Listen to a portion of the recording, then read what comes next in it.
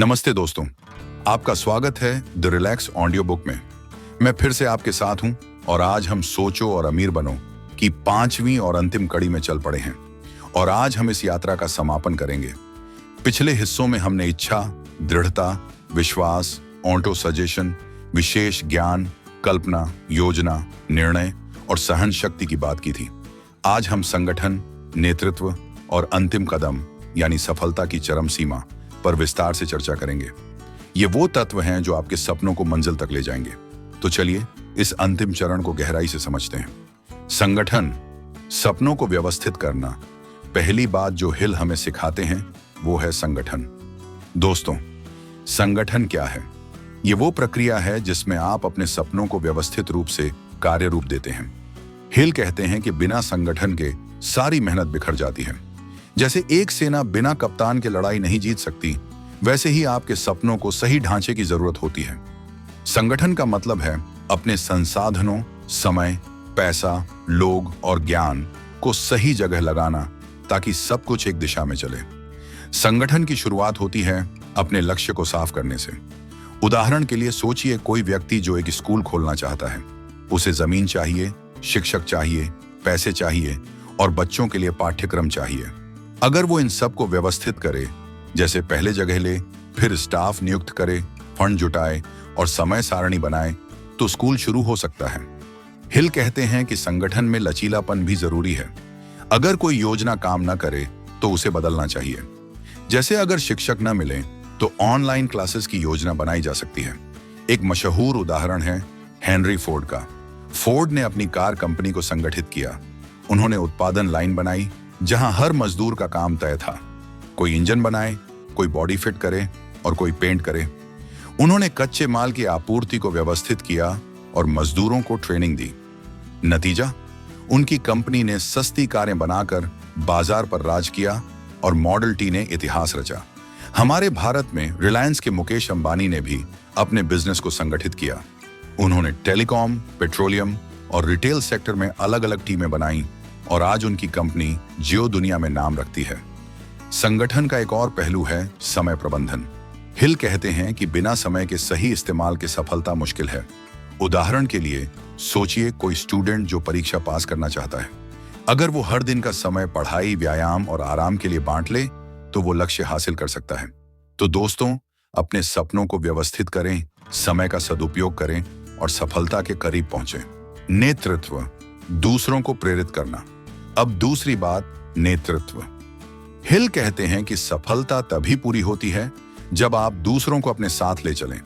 नेतृत्व का मतलब सिर्फ बॉस बनना नहीं है, बल्कि लोगों को प्रेरित करना और उनकी ताकत का इस्तेमाल करना है। एक अच्छा नेता अपने टीम को मोटिवेट करता है, उनकी समस्याएं सुनता है और उन्हें लक्ष्य तक ले जाता है। हिल कहते हैं कि नेतृत्व में विश्वास, संचार और सहानुभूति बहुत जरूरी है। नेतृत्व की शुरुआत होती है आत्मविश्वास से। अगर आप खुद पर भरोसा नहीं करेंगे तो दूसरों को कैसे प्रेरित करेंगे? उदाहरण के लिए सोचिए कोई उद्यमी जो अपनी कंपनी बढ़ाना चाहता है। अगर वो अपने कर्मचारियों को सम्मान दे, उन्हें नई चीजें सिखाए और उनके साथ मिलकर काम करे तो कंपनी फले फूलेगी। हिल कहते हैं कि एक नेता को अपनी योजना साफ तौर पर बतानी चाहिए। जैसे अगर कोई प्रोजेक्ट है तो टीम को हर कदम समझाना चाहिए ताकि सब एक दिशा में काम करें। एक मशहूर उदाहरण है मार्टिन लूथर किंग जूनियर का। उन्होंने सिविल राइट्स मूवमेंट को नेतृत्व दिया। उन्होंने लोगों को प्रेरित किया, उनके अधिकारों के लिए लड़ाई लड़ी और अपने भाषणों से बदलाव लाया। हमारे भारत में महात्मा गांधी ने भी नेतृत्व से आजादी की लड़ाई लड़ी। उन्होंने सत्याग्रह और अहिंसा का संदेश दिया और लोगों को एकजुट कर देश को आजादी दिलाई। गांधी ने हर कदम पर लोगों से संवाद किया और उनकी समस्याओं को समझा। नेतृत्व में एक और जरूरी बात है प्रेरणा देना। हिल कहते हैं कि एक नेता को अपनी टीम को यह विश्वास दिलाना चाहिए कि वे बड़े लक्ष्य हासिल कर सकते हैं।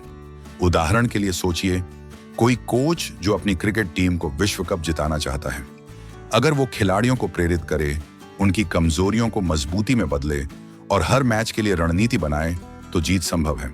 हमारे भारत में राहुल द्रविड़ ने टीम इंडिया के कोच के रूप में ऐसा ही किया और उनकी अगुवाई में टीम ने कई उपलब्धियां हासिल की।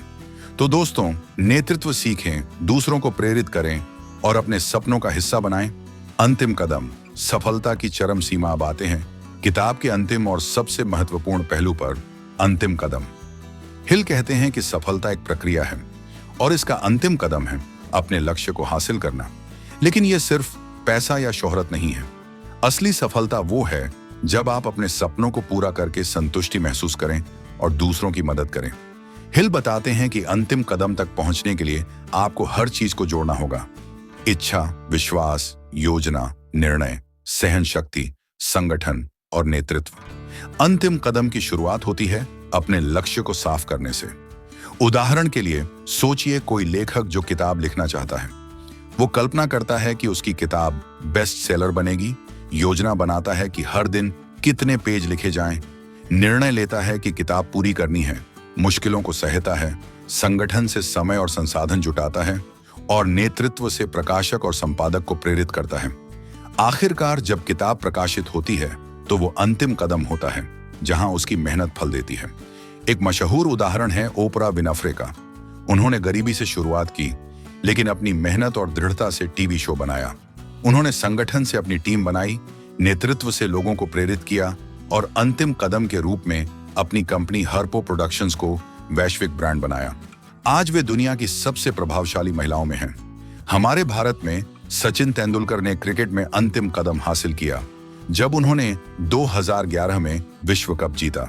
ये उनके लंबे करियर का चरम था, जहां उनकी मेहनत, फैसले और सहन शक्ति ने देश का गर्व बढ़ाया। अंतिम कदम सिर्फ व्यक्तिगत सफलता नहीं, बल्कि दूसरों के लिए प्रेरणा भी है।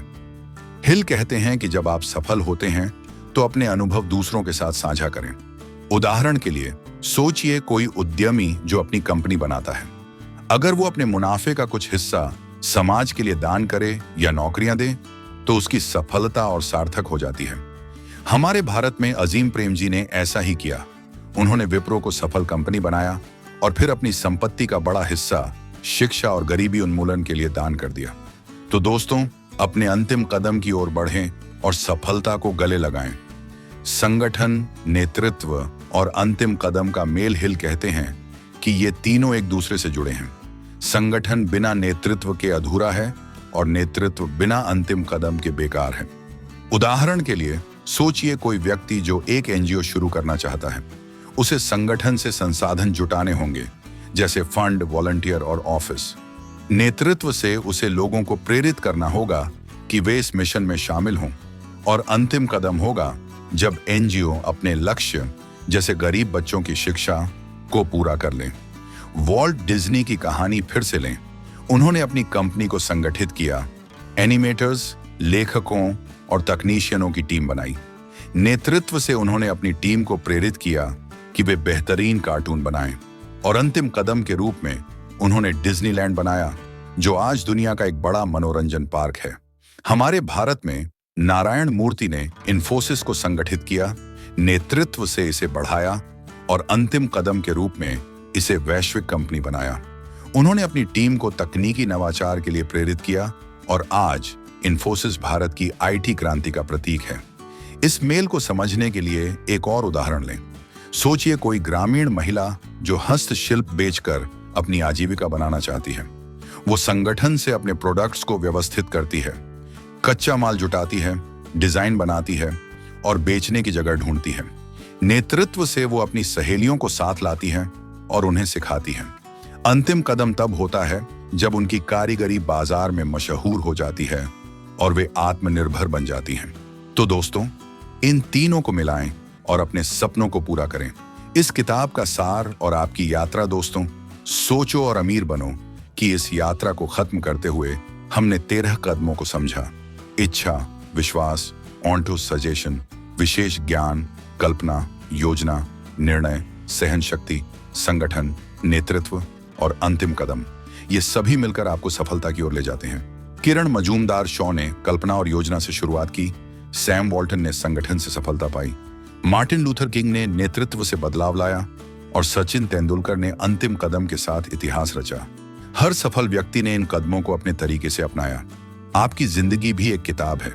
कल्पना कीजिए, आप एक मकान बना रहे हैं। इच्छा आपका सपना है, विश्वास आपका आधार, ऑटो सजेशन आपका प्रेरणा स्रोत, विशेष ज्ञान आपका उपकरण, कल्पना आपकी डिजाइन, योजना आपका नक्शा, निर्णय आपका पहला कदम, सहन शक्ति आपका सहारा, संगठन आपका ढांचा, नेतृत्व आपका प्रेरणा बल और अंतिम कदम आपकी जीत।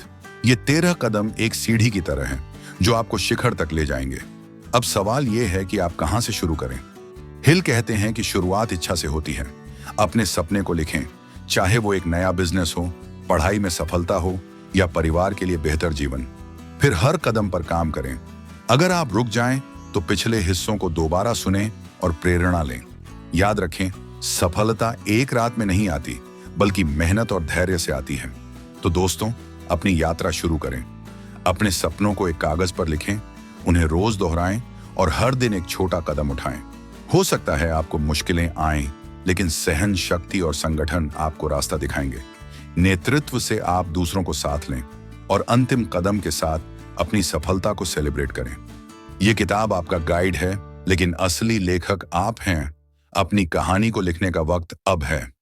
धन्यवाद दोस्तों, द रिलैक्स ऑडियो बुक पर इस सफर को साथ निभाने के लिए। आपने 5 भागों में नेपोलियन हिल की सीख को सुना और अब ये आपके हाथों में है। सकारात्मक सोचें, मेहनत करें और अपने सपनों को हकीकत बनाएं। अगली किताब के साथ फिर मिलेंगे, तब तक के लिए अलविदा।